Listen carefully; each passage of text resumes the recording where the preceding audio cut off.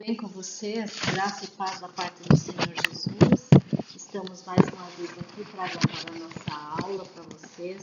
Vamos falar hoje sobre o temor do Senhor, o segredo de conhecer a Deus na intimidade. Conhecer esse Deus que é tão maravilhoso em nossas vidas, que não nos deixa faltar nada, que cuida de nós. Só que nós temos que dar uma prioridade para esse Deus. Nós temos que priorizar algo na nossa vida para nós termos essa intimidade com o Senhor.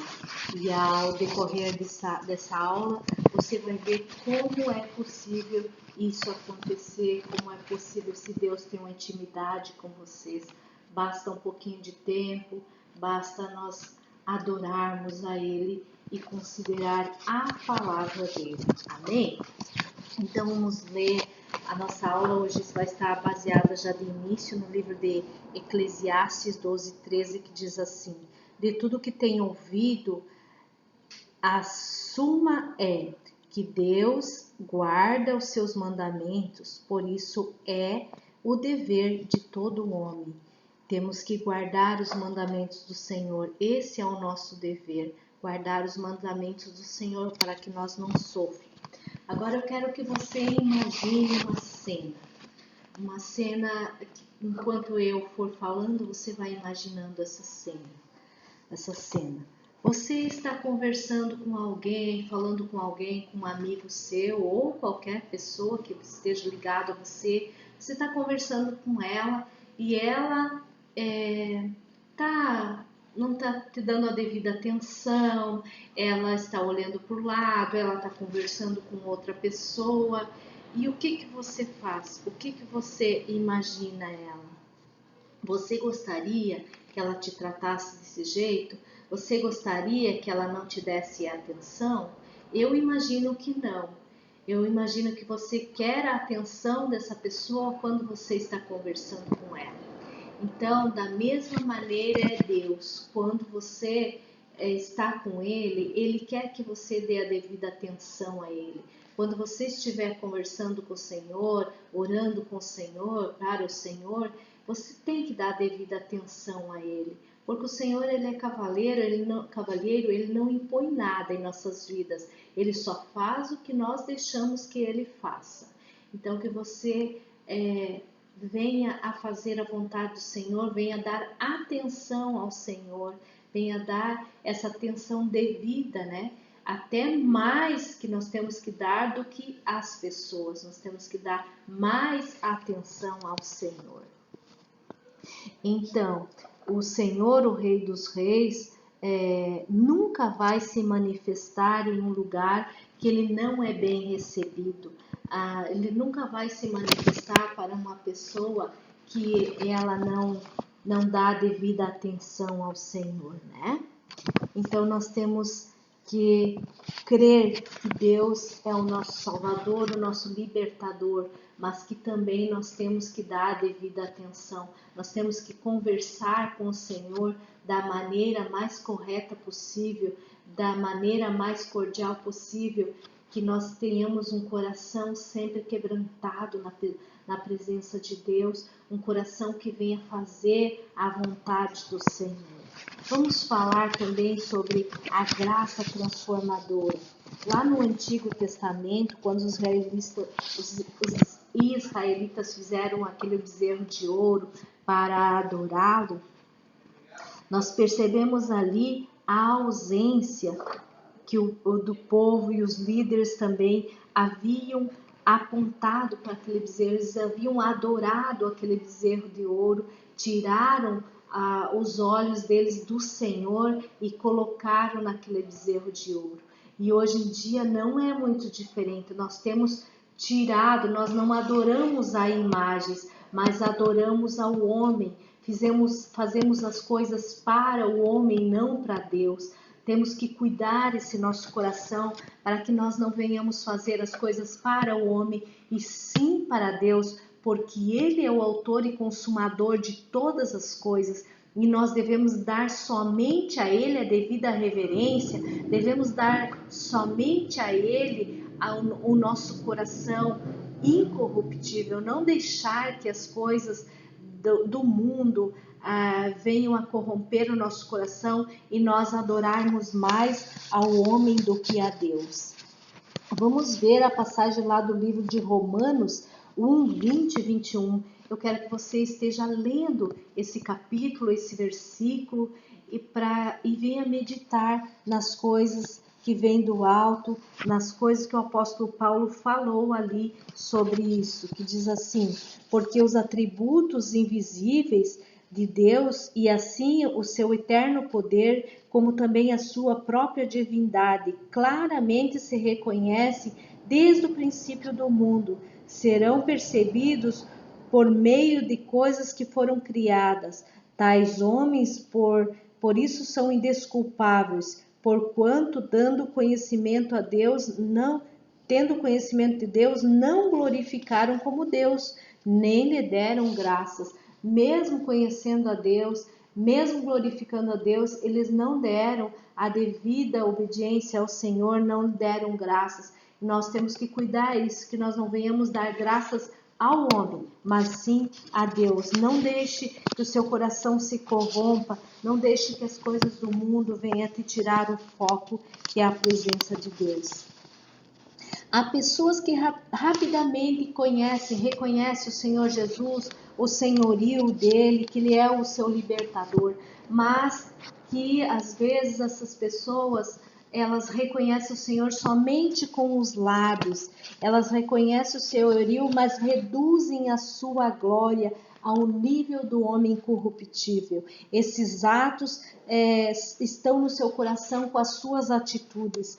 Elas dizem: Deus é meu amigo, Deus conhece o meu coração. Elas fazem esses comentários para justificar as atitudes que conduzem a conduzirem a sua aliança, mas não com Deus e sim com os homens. Deus conhece sim o nosso coração, Deus conhece as nossas atitudes, mas a honra é para Ele, a glória é para Ele.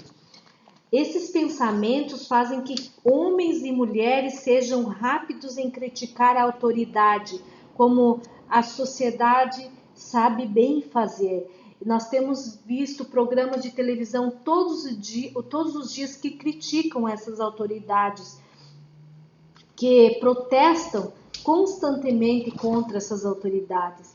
A mídia em geral zomba da liderança e exalta os imorais e os rebeldes, mas e se a liderança for corrupta realmente? O que Deus diz em relação a isso? Olha o que Deus diz em Atos 23:5. Não falarás mal da autoridade do teu povo, mas nós presumimos que Deus aprove essas atitudes, criticando líderes dos nossos grupos, porque reduzimos a reação de Deus ao nível da nossa sociedade, recebendo a imagem do homem corruptível até mesmo em nossas igrejas. Às vezes, ali tem líderes de igreja que justificam o divórcio com palavras, por exemplo: Deus quer que eu seja feliz. Deus não quer que eu viva num jugo desigual. Eles realmente acreditam que a felicidade deles tem a prioridade sobre a obediência e que devem à palavra de Deus e a aliança que fizeram com Ele. Deus não entende as nossas justificativas banais, né? Nós temos que estar priorizados na palavra de Deus. Eu sempre digo, qualquer comentário que venha, eu fico com a palavra de Deus, porque é ela que me faz eu andar, é ela que cuida do meu coração, é ela que me liberta. Então temos que cuidar para que cada um de nós não venha a se colocar frases dizendo que Deus entende, que Deus quer que eu seja feliz. Sim, Deus entende, Deus quer que eu seja feliz, mas se realmente estivermos dentro da palavra dele. Na maioria das vezes, as mensagens que pregamos deram a Deus a aparência de paizinho do céu, cujo desejo é nos dar o que peçamos na hora que quisermos. E isso estimula uma obediência da vida curta por motivos egoístas. A graça distorcida. Outro tópico da nossa aula sobre a graça distorcida, que as pessoas distorcem a graça de Deus. Olha só, Paulo fez algumas provisões muito sérias sobre a situação do homem para descrever o tempo em que vivemos hoje. E ele escreveu assim lá em 2 Timóteo 3, 1, 4. Nos últimos dias haverá tempos difíceis, é o que estamos vivendo, pois as pessoas amarão a si mesmas e ao dinheiro, elas serão arrogantes, orgulhosas, presunçosas, desobedientes, zombadoras de Deus. Elas serão ingratas, elas considerarão nada sagrado. Elas não considerarão nada sagrado, serão destituídas do amor e do perdão, difamarão aos outros e não terão domínio próprio, serão cruéis e terão interesse no que é bom, trairão seus amigos e serão irrepreensíveis, enfatuadas pelo orgulho e amarão mais o prazer do que a Deus. É aquilo que me satisfaz, é aquilo que me dá prazer, é isso que eu quero. E assim não está escrito na palavra de Deus. Está escrito que essas pessoas não terão um fim bom, né? Então, na verdade, a mais sombria de que Paulo nos descreve é a sociedade, que as igrejas, no que está acontecendo hoje na igreja, né? E ele prossegue assim: eles agirão como se fossem religiosos, mas rejeitarão o poder que poderia torná-los semelhante a Deus. Cuide para que essas doutrinas vãs, essas más influências não venham te deixar uma pessoa assim, que nós não sejamos religiosos, mas que nós sejamos amantes da palavra de Deus, que nós sejamos honrados por Deus através da palavra deles. Então o apóstolo Paulo segue falando lá no verso 5, eles frequentarão a igreja, ouvirão a palavra, falarão a palavra e gabarão da graça salvadora do Senhor, mas rejeitarão o poder que poderia torná-la santo. E agora eu te pergunto, qual é o poder que poderia te tornar santo? O que poderia nos tornar santo? E a resposta é simples: a própria graça de Deus que eles se gabam. Então, quando as pessoas se gabam da graça salvadora de Deus, elas nem sabem o que estão falando, gente. Elas olham para um Deus que não pode salvar, um Deus que é o Deus dos homens, né? É uma imagem que ela fez na sua cabeça e não esse Deus que está escrito na palavra. Lá em Provérbios 23:17 diz assim: no temor do Senhor perseverarás, seja zeloso e apaixonado todo dia pelo temor do Senhor. Não afaste teu coração do temor do Senhor, porque é Ele que te guia todos os dias. Seja apaixonado pelo Senhor, seja zeloso pelas coisas do Senhor. Quando a doutrina do amor de Deus não é equilibrada com o entendimento do temor de Deus, o resultado é o erro. Do mesmo modo, quando o temor de Deus não é equilibrado com o amor de Deus. E é por isso que somos exortados lá no livro de Romanos 11:22. Considerai, pois, a bondade e a severidade de Deus. Deus é severo conosco, é porque Ele nos ama. Ele nos dá a bondade dele através da severidade. Então, ambos são necessários. A bondade e a severidade são necessários, porque sem um dos dois nós não temos equilíbrio, nós ficamos desequilibrados. Existem muitos crentes e líderes dando desculpa para a desobediência, considerando todas as coisas como estando cobertas pela graça do Senhor. pelo amor do Senhor, e a maioria é imerecida. A graça, ela é imerecida e ela realmente cobre, mas não da maneira como nos foi ensinado. Ela é uma desculpa, ela não é uma desculpa, mas uma capacitação. A graça, ela te capacita. Essa falta de equilíbrio que infiltra em nosso raciocínio até que sentimos total liberdade para desobedecermos a Deus, sempre que for conveniente ou sempre que as coisas não estejam ao nosso favor.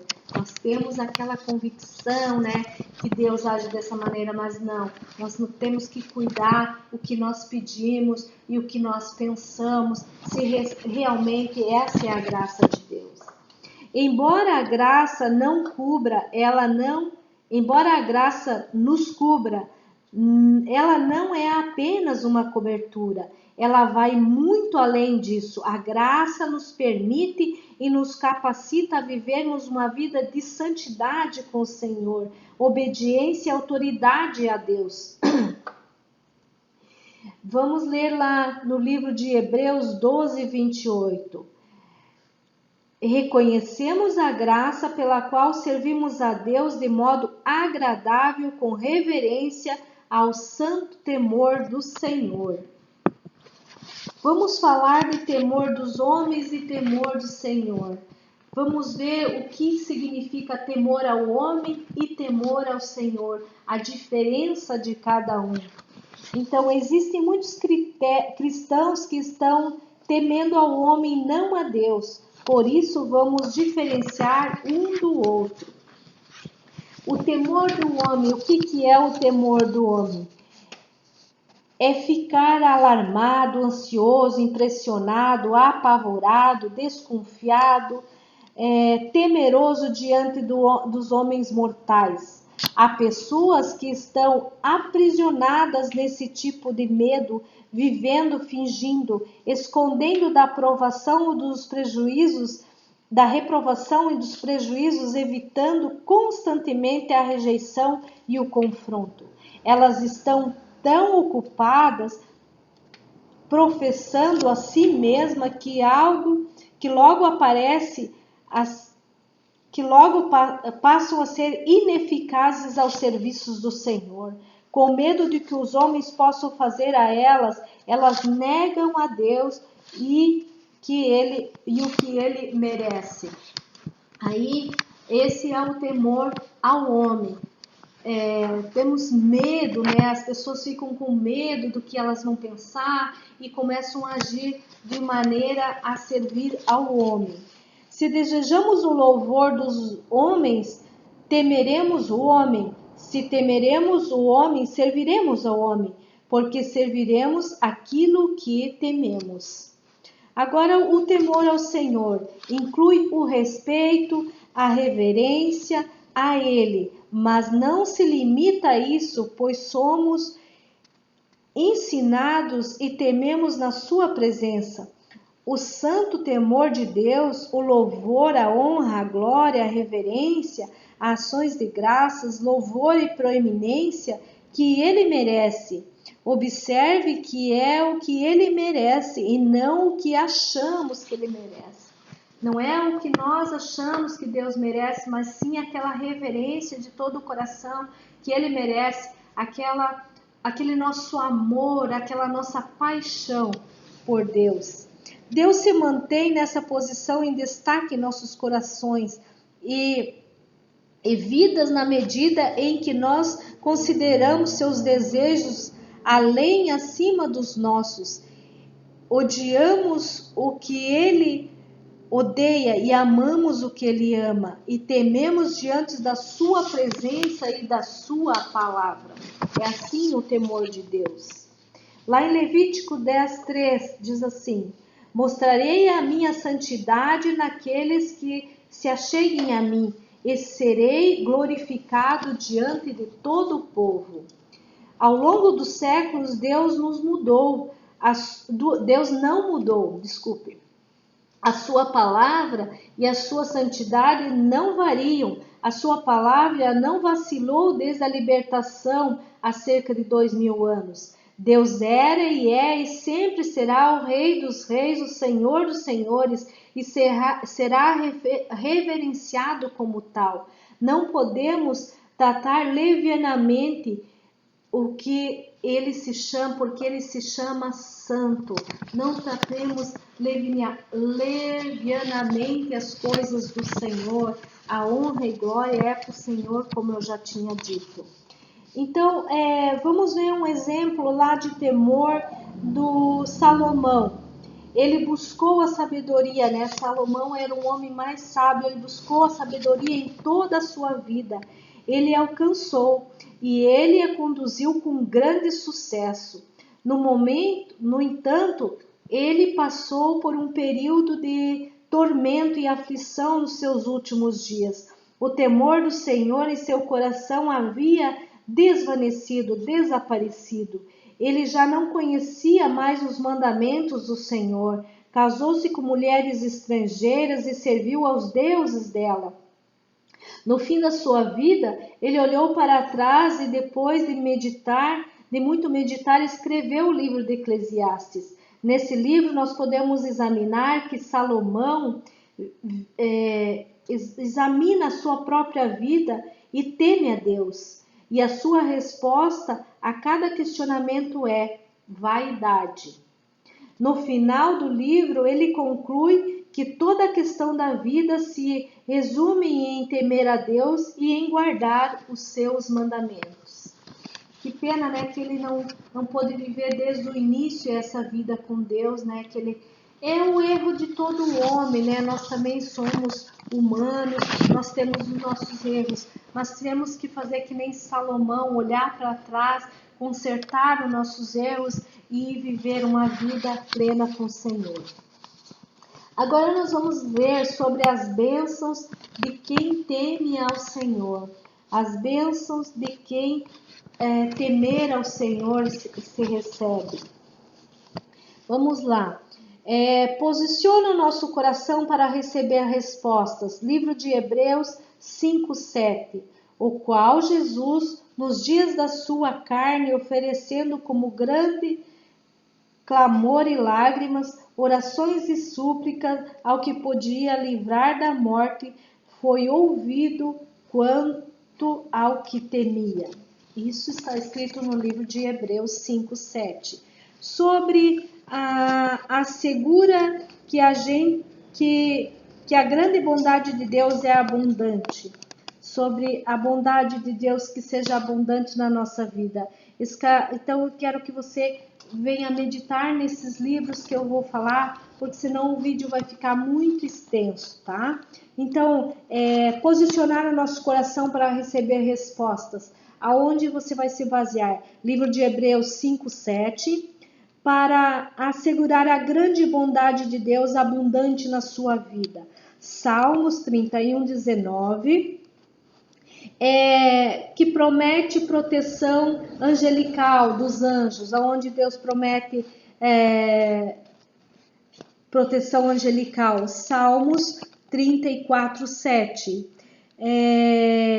Atenção e a confiança de Deus. Salmo 33:18. Fornece a sua provisão. Salmo 34:9. Contém grande misericórdia, as misericórdias do Senhor. Salmo 103:11. Promete proteção também. Tem mais um livro aqui. Salmo 115:11. Vamos ver outra. Realiza os nossos desejos do nosso coração e nos livra do mal. Salmo 145:9. Dá sabedoria, entendimento e administração do tempo. Provérbios 9, 10, 11. É a nossa confiança, proteção diante da morte. Provérbios 14, 26, 27.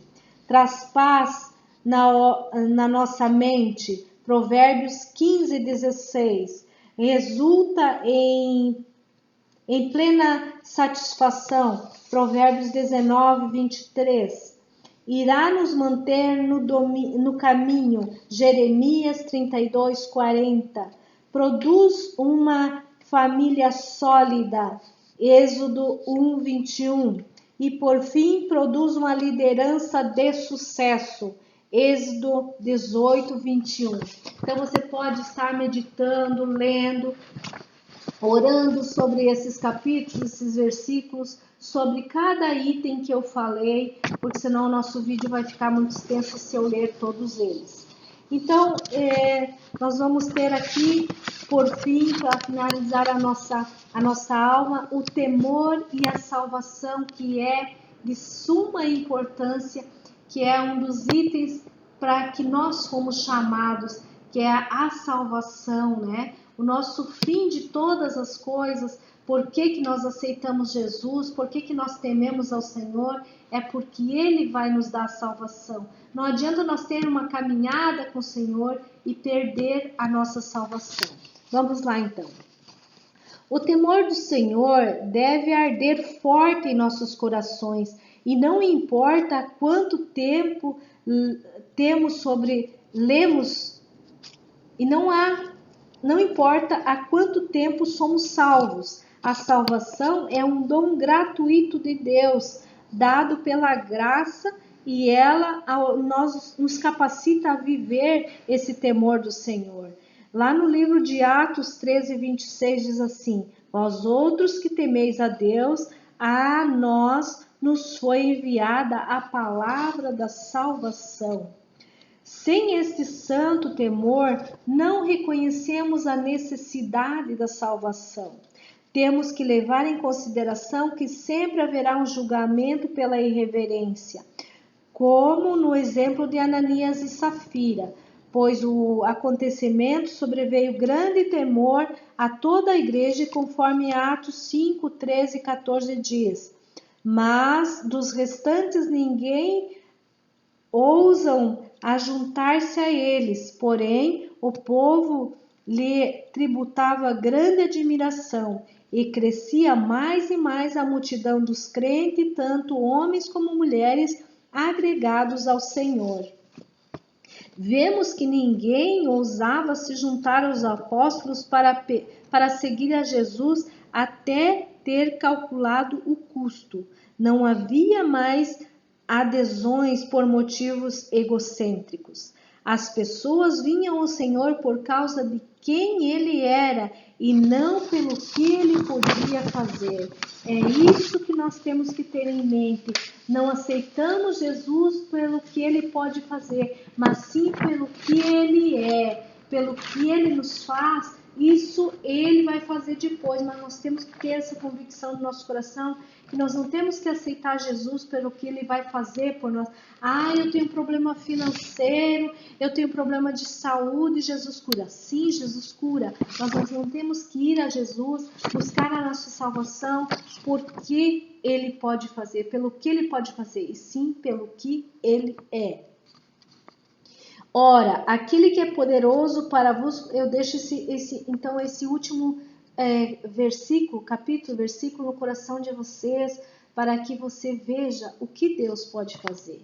Em Judas 24:25.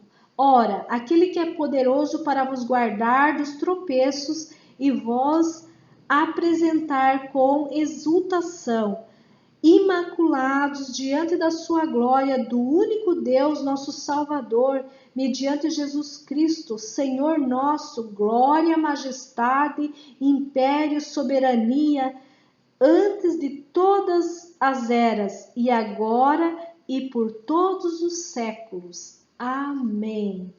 Isso que Deus quer que nós tenhamos no nosso coração, para ver que Ele é poderoso para guardar os tropeços, e nos apresentar com exultação, que nós sejamos imaculados diante da sua glória, que nós tenhamos o nosso Deus como único, suficiente Salvador, quando nós aceitamos Ele no primeiro amor, que nós tenhamos isso no nosso coração, que cada dia mais Ele nos capacita para ter uma intimidade com Ele, que você tenha essa graça sobre você, que você medite na palavra do Senhor dia e noite. Não é aquilo que você tenha que estar lendo a Bíblia Bíblia diariamente, todas as horas, não.